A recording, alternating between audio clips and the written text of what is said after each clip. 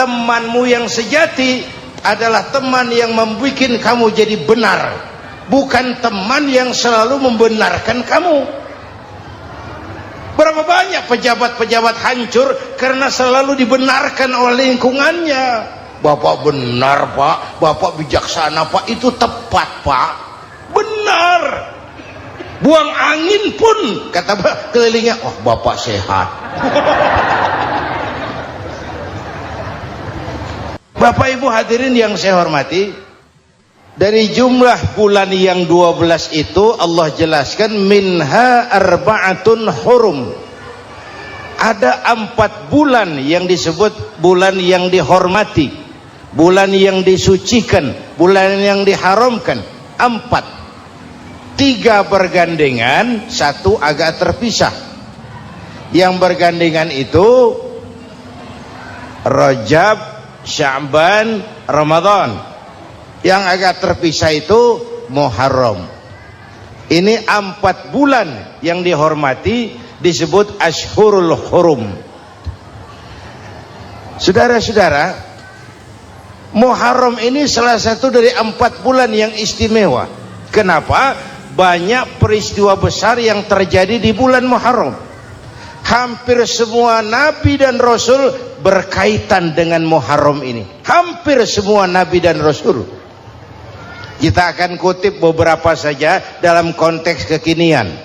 Pertama, Allah menerima taubatnya Nabi Adam pada hari ke-10 bulan Muharram. Adam itu bapak moyang kita. Dosanya 1, makan buah khuldi, dikeluarkan dari surga. Kita dosanya banyak, kepengen masuk, nggak nyambung. Hai Adam, dari tidak ada kamu saya adakan. Saya perintahkan tinggal di surga. Merasa sepi sendirian, saya ciptakan Siti Hawa supaya kamu tenang. Kamu boleh nikmati semuanya. Ini boleh, itu boleh, ini boleh, itu boleh. Makan, makanlah yang kau mau. Minum, minumlah yang kau suka. Pakai, pakailah yang kau senang. Satu yang saya minta, jangan dekati pohon khuldi. Itu kau tidak sanggup, keluar. Diusir dari surga. Sujud Nabi Adam, kata riwayat 40 tahun sujud, membaca Rabbana zalamna anfusana wa illam taghfir lana wa tarhamna lanakunanna minal. Itu namanya istighfarnya Nabi Adam. Istighfar itu kan mengucapkan astagfirullah, basmalah, membaca bismillah. Jangan kayak teman saya disuruh banyak-banyak baca istighfar, benar-benar dia baca istighfar, istighfar, istighfar. Bukan itu maksudnya. Nah, maka salah satu amalan yang sangat dianjurkan di bulan Muharram ini memperbanyak istighfar. Tidak ada orangnya yang tidak. Ayo jujur, ini yang kumpul di sini semua, ada nggak yang nggak punya dosa? Yang merasa nggak punya dosa, ayo ke depan. Ada? Tidak ada. Setiap kita, entah kecil entah besar, sengaja terlupa, pasti mempunyai yang namanya khilaf dan salah. Dan Allah Tuhan kita bukan Tuhan pendendam. Allah Tuhan kita Tuhan yang ramah dan rahmah. Manusia, dosamu banyak, tapi ampunanku lebih banyak. Salahmu besar, rahmatku jauh lebih besar. Kau sujud di hadapanku, aku bangga melihatnya. Kau menangis di hadapanku, aku senyum melihatmu. Kau berjalan menujuku, aku berlari menyambutmu. Karena itu amalan yang sangat dianjurkan di bulan Muharram ini memperbanyak istighfar. Itu kalau istighfarnya Nabi Adam. Ada istighfarnya Nabi Yunus. Ibu kenal Nabi Yunus? Di mana kenalannya? So tahu. Nabi Yunus itu ketika berdakwah kepada kaumnya yang bandel, memberikan peringatan mau beriman akan turun azab. Kapan Yunus? Akan. Kenapa mesti akan? Sekarang aja kalau mau saya tungguin. Kurang ajar betul ini umat. Akhirnya Nabi Nuh menghindar dengan perhitungan kalau azab tidak turun saya sudah jauh, meragukan janji Tuhan. Lalu naik kapal, dinaiki oleh Yunus, kapal mogok. Dicari siapa biang keroknya ini, diundi ternyata Yunus. Sampai 3 kali diundi. Dibuanglah Yunus ke dasar laut, ditelan oleh ikan Nun atas perintah Allah. Telan itu Yunus, jangan pakai dikunyah, rusak urusan. Telan saja, simpan di perutmu. Dibawa oleh ikan Nun ke dasar lautan. Itu yang oleh Quran dikatakan bertemulah 3 macam kegelapan. Zulumatun salas, gelapnya tengah malam, gelapnya di dasar laut, gelapnya di dalam perut ikan. Itu namanya peteng, mbahnya gelap. Di perut ikan itulah Nabi Nuh sadar akan kesalahannya. Allah meragukan janji Allah. Ia sujud di dalam perut ikan itu, membaca la ilaha illa anta subhanaka inni kuntu. Itu istighfarnya Nabi Yunus. Dibacakan istighfar begitu, ikan sakit perut pak. Di dasar laut kemana mau cari apotik? Dia naik ke permukaan, memuntahkan isi perutnya. Nabi Yunus keluar dengan selamat. Itu pun terjadi pada hari ke-10 bulan Muharram. Istighfar intinya itu. Itu amalan utama bulan Muharram, memperbanyak istighfar. Allah selamatkan Nabi Nuh dari bahtera banjir yang luar biasa 10 Muharram. Allah selamatkan Nabi Ibrahim dari pembakaran Raja Namruz 10 Muharram. Setelah Nabi Ibrahim itu menghancurkan berhala-berhala, Abrahat pulang mau ibadah, lihat Tuhannya berantakan, marah besar. Siapa yang menghancurkan Tuhan-Tuhan kita ini? Ada yang lapor, kami lihat Ibrahim. Tangkap. Belum ada bukti, tangkap dulu yang penting, bukti belakangan. Tangkap. Wah, dikerahkanlah aparat, tangkap Nabi Ibrahim. Disidang langsung oleh Abrahat, oleh Namruz maksud saya. Ibrahim, kau yang menghancurkan berhala-berhala kami ini, Tuhan-Tuhan kami. Siapa bilang? Ada yang lapor. Ah, saya dengar enggak semua berhala itu hancur. Ada yang paling besar, angkat tangan, saya lihat ada kampak di tangannya. Barangkali yang besar itu iseng tuh, yang kecil-kecil dikampakin. Tanya aja sama dia, kamu gila? Kenapa? Masa kami disuruh nanya berhala? Gak bisa jawab. Kenapa disembah? Lebih gila mana sih? Tahu gak bisa jawab kenapa disembah?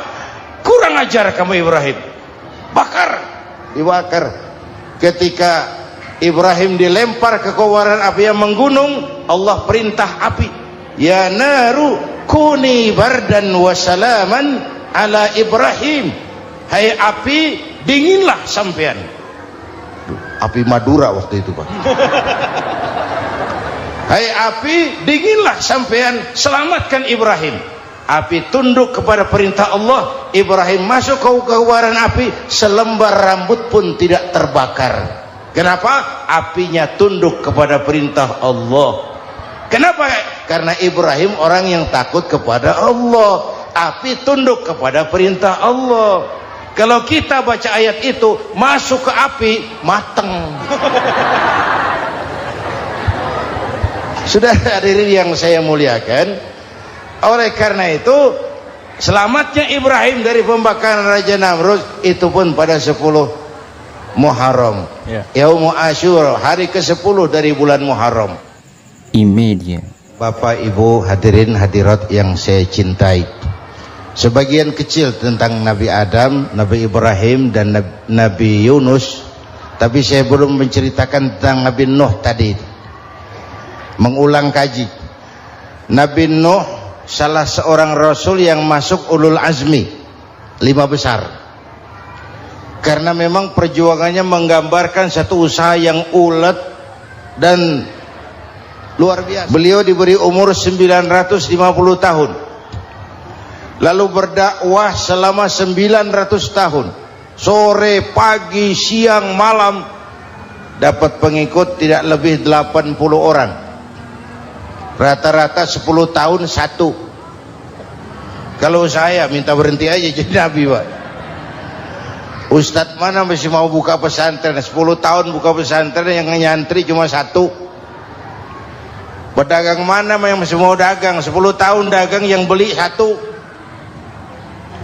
Pimpinan partai mana yang masih mau kampanye, 10 tahun buka partai, yang nyoblos satu. Bangkrut. Umatnya bandel, kurang ajar, durjana, bajingan, tengik. Umatnya Nabi Nuh ini kalau diceramahi telinganya ditutup dengan tangannya. Nabi Nuh akhirnya rekes, Tuhan, siang malam saya berdakwah kepada umat ini, tiap kali saya sampaikan dakwahmu mereka tutup telinganya dengan tangannya, alergi dengar ceramah. Apa itu ceramah? Non profit. Saudara-saudara, jadi mau kamu gimana, Nuh? Sudah Tuhan, habiskan saja orang kafir. Nanti kalau punya anak, anaknya pun kafir, moyangnya sikat habis. Biasanya kalau bapak kalong, anak kampret. Bapak nyolong, anak nyopet. Fotokopi gimana aslinya? Hampir habiskan saja. Itu mau kamu, Nuh? Iya. Oke. Nanti aku turunkan banjir, Nuh, buat kapal. Dengan apa saya harus buat kapal, Nuh? Ya dengan kayu, kata Tuhan. Kayunya dari mana, Tuhan? Ya dari pohon, Nuh. Pohonnya belum ada, Tuhan. Ya tanam dulu, Nuh. Bikin kapal, kayunya nanam pohon. Apa artinya? Perjuangan perlu kesabaran. Sukses itu ada prosesnya. Nggak bisa simsalabim abracadabra lalu kita mau sukses. Semua ada prosesnya. Walaupun kenyataannya begitu. Sukses banyak bapaknya, gagal itu yatim. Kalau kita sukses banyak yang ngakuin. Yang baru ketemu pakai manggil encing. Ketemu baru. Tapi sukses banyak bapaknya. Gagal yatim, gak ada yang mau ngakuin kalau kita gagal itu. Udah bikin kapal dengan kayu di tengah kampung, bikin kapal ini. Bayangkan di tengah kampung bikin kapal, orang kafir makin menjadi-jadi. Lihat Nuh, kenapa? Makin sarap. Bikin kapal di tengah kampung, mau belayar kemana? Tuh lihat, kalau orang nggak tahu tujuan, mountain setengah jalan, proses yang dinilai bukan finalnya, ya kayak gitu kesimpulannya. Saya enaknya sendiri. Bikin kapal, kapal mendekati selesai, ini orang kafir rame-rame datang ke kapal Nuh. Mau apa? Buang najis. Sakit perut, berangkat ke kapal Nabi Nuh. Nongkrong. Dapat 2-3 tumpuk, pulang. Penuh lantai kapal dengan najis manusia. Inilah perjuangan. Bukan jalan raya lurus bertabur bunga di kanan kirinya. Banyak onak randu, caci maki, antipat, segala macam. Nuh. Ada orang tua dasar kafir, kurang ajar, sudah stroke berangkat juga ke kapal Nuh. Mau buang najis, pincang-pincang digotong orang. Selesai buang najis, dia bangun mau pulang, pegangan tiang kapal terpeleset, jatuh di atas tumpukan najis. Terjadi keajaiban, yang stroke-nya sembuh, lumpuhnya hilang, berangkat digotong-gotong pulang, jalan gagah sekali. Tapi orang kampungnya heran, ente sudah sembuh? Sudah. Berobat di mana?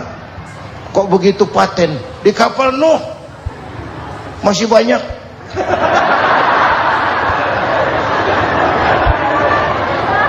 Yang berasa perlu obat bawa rantang. Ambil bersih lagi geladak kapal itu. Sudah selesai Nuh? Selesai. Oke, kau orang yang beriman bersamamu, binatang serba sepasang, naik Nabi Nuh, naik orang beriman sepasang. Ini cikal bakal penyelamatan manusia, Pak. Naiklah orang beriman, sudah naik semua, Nabi Nuh kontrol. Ini contoh buat kita, kontrol. Sudah naik semua teman-teman, sudah. Pemimpin yang baik bukan cuma terima laporan di belakang meja. Laporan itu yang mana juga bagus. Sama juga kampanye, kampanye yang mana juga merdu. Kalau aja yang dihitung. Pernah ada calon bupati kampanye janji, kalau saya berhasil kita akan banyak bangun jembatan di daerah kita. Tanya, Pak, nggak ada sungai di kampung kita, Pak. Dia bilang, sungainya kita bangun sekalian.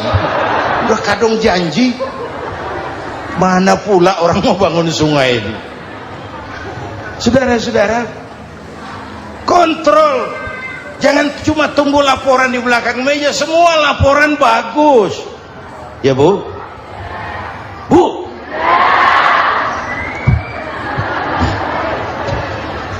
Nabi Nuh kontrol. Sudah naik semua? Sudah Nuh. Pulan bin Pulan naik Nuh. Paimin bin Tukijo naik, kami lihat naik. Ada orang Jawa juga kayaknya. Ada. Sudah kontrol, Kanan anak saya ikut nggak naik kapal? Kami tidak lihat itu Nuh. Kanan, ini potret. Bapaknya aktif ke masjid, ibunya rajin ke majelis taklim, anaknya keleleran kemana-mana. Bukan di sini, di Prancis. Udah di sini insya Allah sama.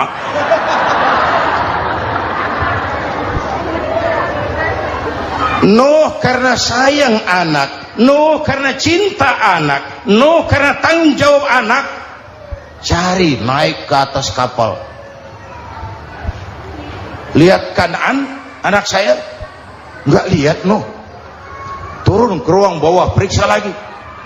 Mang, ayah Kanaan di dia. Jamaah Tasik ini rupanya di dalam. Tuh ayah Mang. Ayah mana ya budak ini? Turun ke bawah Kanaan tuh. Orang nano raketok. Rombongan Jawa Tengah. Naik ke atas buritan. Dari buritan kelihatan ternyata Kanaan tidak ikut naik kapal, kumpul di darat bersama orang kafir. Ini potret kita sekarang. Kumpul sama orang kafir, hanyut anak-anak kita, ditelan budayanya orang kafir, ditelan tradisinya orang kafir, ditelan pergaulannya orang kafir. Nuh karena sayang anak dari atas manggil.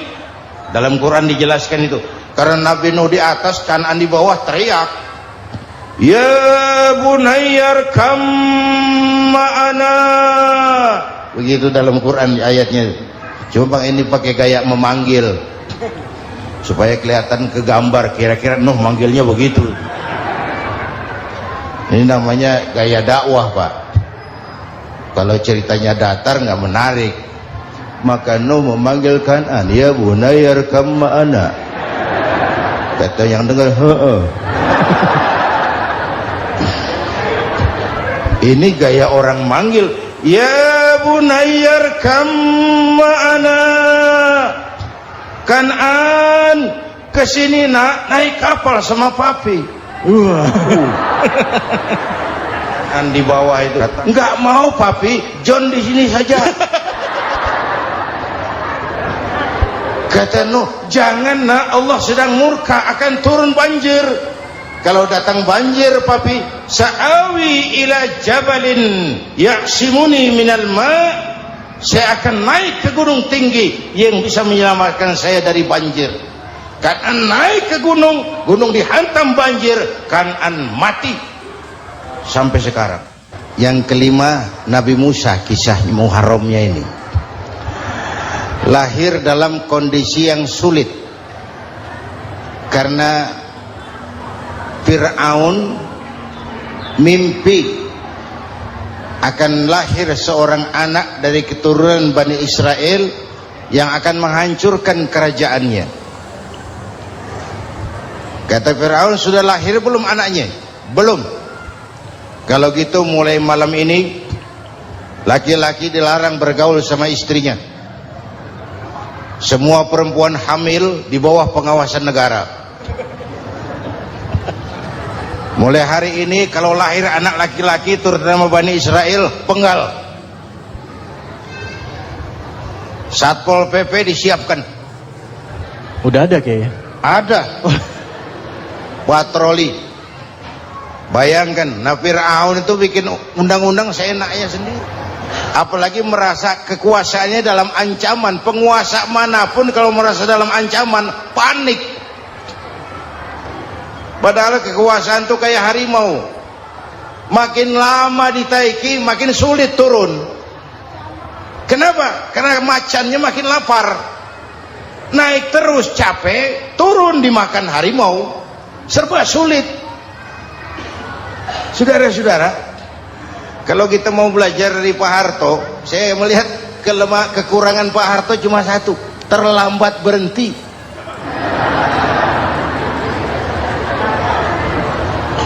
Terlambat berhenti. Di sekelilinginya banyak tukang-tukang jilat, tukang-tukang semir. Pak, kalau tidak ada bapak kami bagaimana, Pak? Bapak Ibu hadirin yang saya hormati, tapi kehendak Allah terjadi. Lahirlah Musa. Bayinya dihanyutkan di sungai Nil. Bayi sudah menderita, dihanyutkan di sungai Nil. Dan akhirnya besar di lingkungan istana Fir'aun. Diriwayat oleh Ratu Aisyah, perempuan Fir'aun,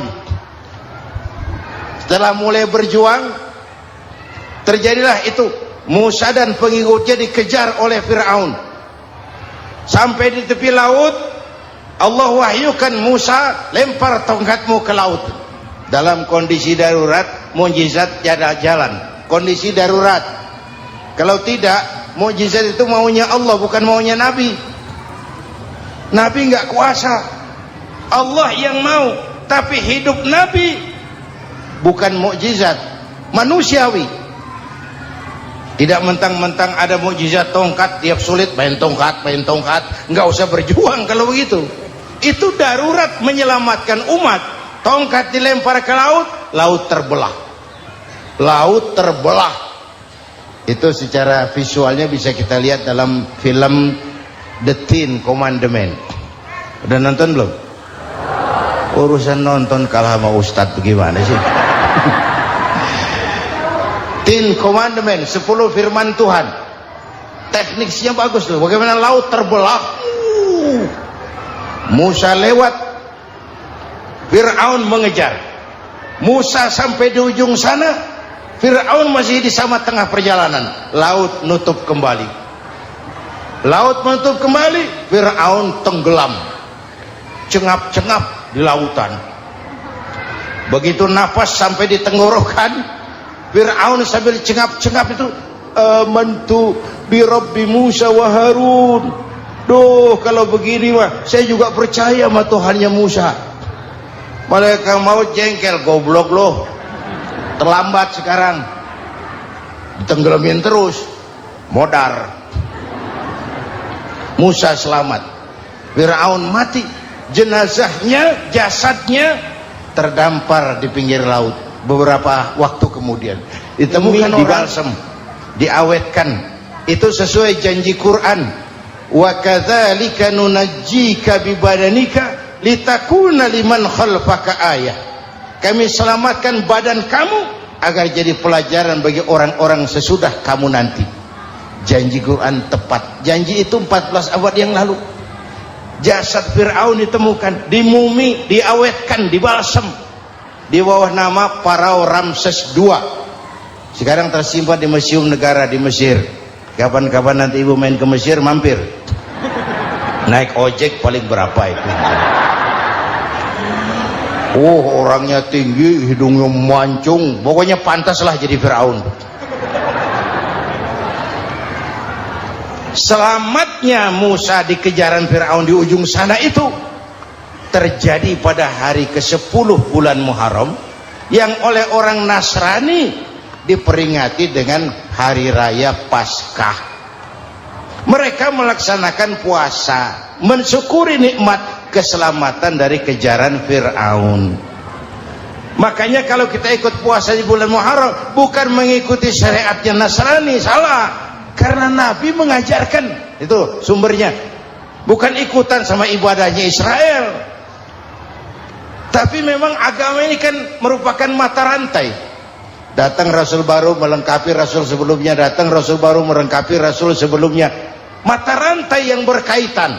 Setelah Muhammad selesai, selesailah tugas Nabi dan Rasul. Selesailah misi Nabi dan Rasul. Tidak ada Nabi lagi sesudah Nabi Muhammad. Itu harga mati, titik. Gak ada kompromi.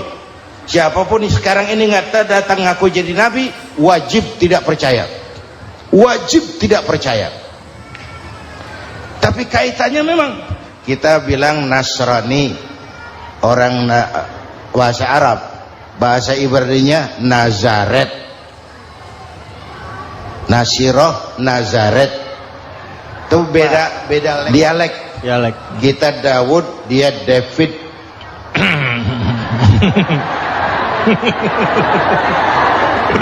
Ibrani. Kita Ali, dia Alek. Kita Sulaiman, dia Solomon. Kita Camat, dia Comot. ini yang ngomong ini comot sembarang. Imedia. Bapak dan Ibu jamaah yang saya cintai, pertanyaan pertama, hijrah qalbiyah. Ada hijrah badaniyah, hijrah fisik yang dilakukan Nabi dan sahabat dari Mekah ke Madinah. Itu hijrah badaniyah. Ada hijrah qalbiyah, hijrah hati. Dan ini yang kita perlukan sekarang. Karena refleksinya akan membias kepada alur kehidupan. Kalau hati kita mau berhijrah, fisik akan ngikuti. Hijrah dari tempat, dari malas ibadah menjadi rajin ibadah. Hijrah dari maksiat kepada yang ma'ruf, dari berpecah belah menjadi bersatu. Hijrah seperti itu yang sangat kita perlukan.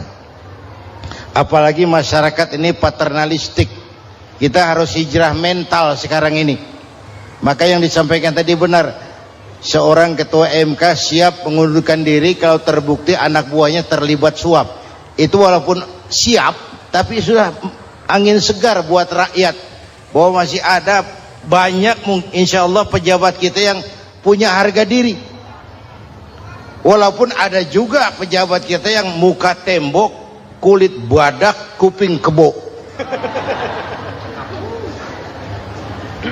Muka tembok, kulit badak, kuping kebo. Biasanya kalau kereta api tabrakan di negara-negara maju, Menteri Perhubungannya mundur. Di kita petugas palang pintu dipecat. Jauh sekali menteri sama petugas palang pintu. Benar-benar diadili yang krocok-krocok, kopral-kopral gitu. Padahal hadisnya jelas, ar-rashi wal murtashi finnar. Yang nyuap dan yang nerima suap dua-duanya neraka. Kasus potret belakangan ini, yang nerima suap, yang diuber, yang nyuap aman, yang nyuap aman, yang korupsi pajak dikecil-kecilin, yang ngemplang pajak aman. Padahal ngemplang pajaknya triliunan, padahal dia sudah dikasih fasilitas oleh negara mengelola sumber daya alam negara yang artinya milik rakyat. Dia harus bayar pajak, uang pajaknya dikumpulkan bagi sebesar-besar kemakmuran rakyat. Itu tindakan merugikan rakyat. Karena itu betul, saya setuju, hijrah qalbi yang perlu kita lakukan sekarang. Hijrah hati. Kita ini bangsa Indonesia, seperti timnas. Timnas sekarang anak-anak muda sudah berani pakai baju PSSI. Iya. Kenapa? Menang. Coba kalau kalah terus, nanti menang. Tapi bangsa Indonesia itu memang seperti timnas, namanya kesebelasan. 11 orang. Walaupun ada pemain bintang ya ada presiden, gubernur, menteri, itu bintang-bintang. Tapi bintang baru ada artinya kalau dibantu 10 pemain yang lain. Cristiano Ronaldo, siapa itu? Penyerang tengah Real Madrid, bintang. Lionel Messi, siapa lagi itu? Barcelona, bercelana.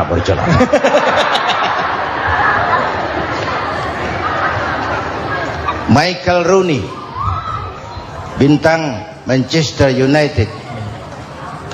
Ronaldo baru bintang, Messi baru bintang kalau ada 10 pemain yang lain.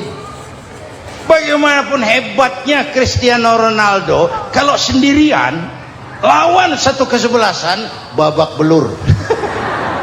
Itulah kita, bangsa Indonesia. Kita satu kesebelasan, harus saling memperkuat.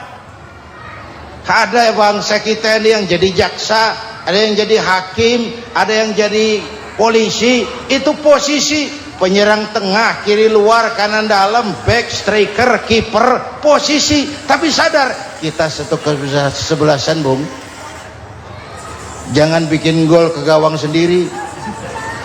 Kalau punya bola bagus, operan dong sama temannya. Yang bisa menciptakan gol, operan. Ada yang jadi pengusaha besar, bagus boleh. Punya untung besar, operan. Kasih masjid, kasih pesantren, operan. Ini kesebelasan kita kalau punya bola pelitnya setengah mati, Pak. Nggak mau ngoper. Bawa sendiri, mending bikin gol. Enggak. Kita ini satu kesebelasan. Satu sama lain harus saling memperkuat. Bahwa ada penyerang tengah, itu sih posisi. Tapi kalau memang peluang memungkinkan, ayo dong operan. Yeah. Saya iri sama kesebelasan Nasrani di Indonesia. Mereka kalau punya bola operannya cakep. Gereja cepat selesai, rumah sakit Kristen cepat selesai. Kenapa? Operannya bagus. Kita ini kalau punya bola bawa sendiri, nggak mau ngoper. Maka masjid nggak selesai-selesai. Madrasah banyak yang bocor. Rumah sakit Islam kalah bersaing. Kenapa? Operannya berat. Ayo menyadari kita ini timnas, satu kesebelasan. Jangan menjegal kawan seiring, kawan sendiri dijegal. Iya. Sudah musuh terlalu kuat, gawang sendiri dijebol. Akhirnya terbalik kita ini. Ujian terberat telah diberikan Allah kepada para anbiya. Iya. Kemudian para aulia, kemudian para ulama. Summal amsal fal amsal, ke bawah dan ke bawah, diuji setiap orang menurut kekuatannya berpegang kepada agama. Ya. Karena anak Melayu bilang, kalau takut dengan ombak, jangan berumah di tepi pantai. Iya. Kalau takut diterjang ombak, jangan berumah di tepi pantai. Kata ibu tadi, mau jadi pohon tinggi harus berani ketiup angin. Makin tinggi pohonnya, makin keras anginnya. Takut angin, jangan jadi pohon tinggi, jadilah rumput. Nggak ditiup angin, tapi diinjak kebo. Apa yang nggak ada resikonya? Apa yang nggak ada resikonya? Semua nabi ada yang dihantam kekuasaan yang arogansi. Ibrahim berhadapan dengan Namrud. Musa berhadapan dengan Fir'aun. Ada yang diuji dengan berhadapan umat yang sangat kurang ajar. Ada yang diuji dengan Yusuf yang dahsyat. Digosipi sama Zulaikha itu. Nabi Yusuf.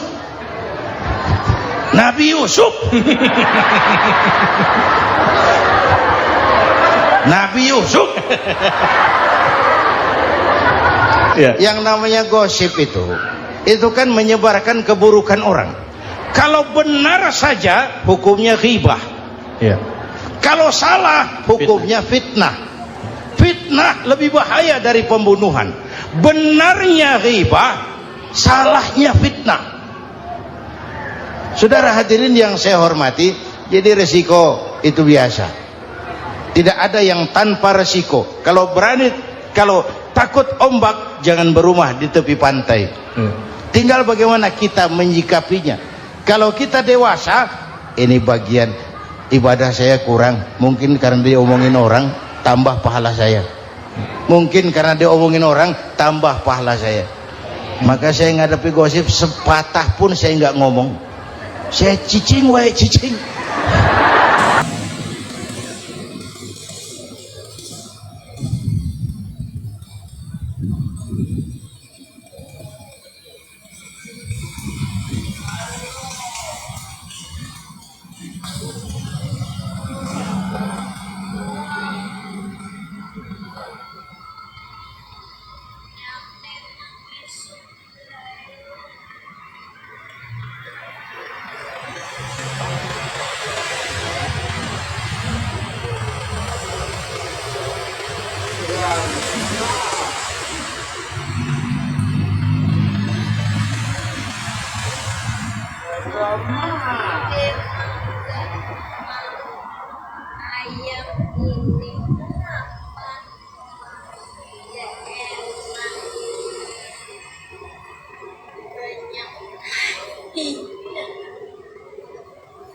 Ya enggak lah. Mama kau bersana.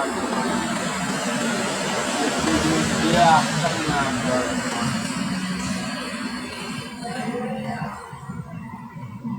sampai aku saling dari kepala dapat air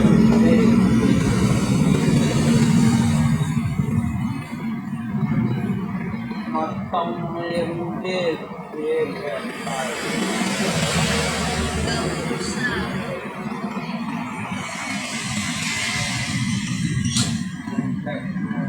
ya.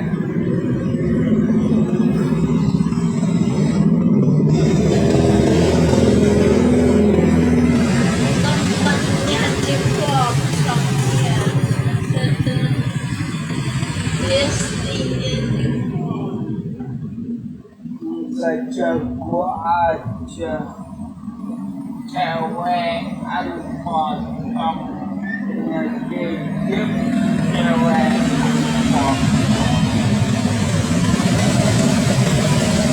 tetap sih digaul sih padunan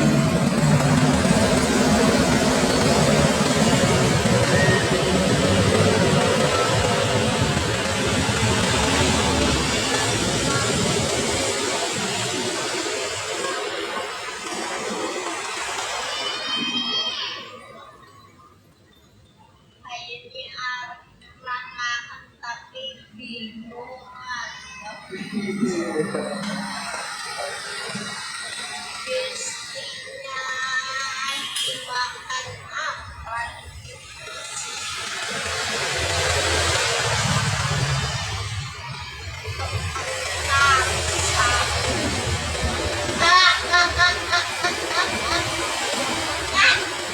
Ingat harus dibelok kapan? Pasangan berat ototnya ya.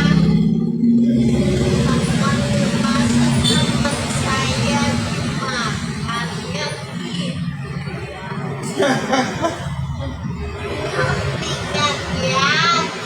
itu maksudnya mah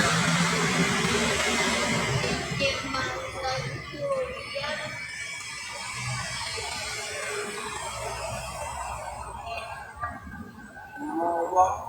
mau bangun mau kayak kita belajarnya kenapa?